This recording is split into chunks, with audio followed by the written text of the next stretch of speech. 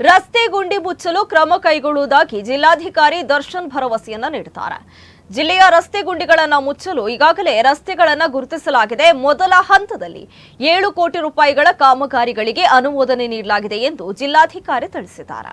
ನಾವು ಒಂದು I think 7 crores ಅಷ್ಟು ರೋಡ್ ರಿಪೇರಿಗೆ ನಾವು ಕೊಟ್ಟಿದ್ದೀವಿ. ಟೆಂಡರು ಕೂಡ ಕೆಲವೊಂದು ಕರೆದಿದ್ದಾರೆ, ಕರೆಯೋ ಹಂತದಲ್ಲಿದೆ.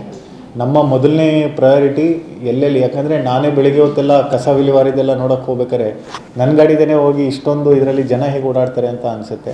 ಕೆಲವೊಂದೆಲ್ಲ ಮಳೆ ಇದಾಗಿರೋದ್ರಿಂದ ಜಾಸ್ತಿ ಆಗಿರೋವಂಥದ್ದು ಇದೆ, ಕೆಲವೊಂದು ಬೇರೆ ಬೇರೆ ಕಾರಣಗಳಿಂದನೂ ಆಗಿರೋದಿದೆ.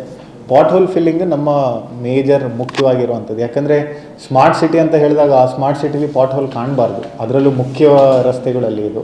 ಅಂಥ ರಸ್ತೆಗಳನ್ನ ನಾವು ಆಗಲೇ ಐಡೆಂಟಿಫೈ ಮಾಡಿದ್ದೀವಿ. ಪಾಟ್ ಹೋಲ್ ಫಿಲ್ಲಿಂಗ್ಗೆ ನಾವು ಕೆಲವೊಂದಕ್ಕೆ ಇವಾಗಲೇ ಅನುಮೋದನೆ ಕೊಟ್ಟಿದ್ದೀನಿ.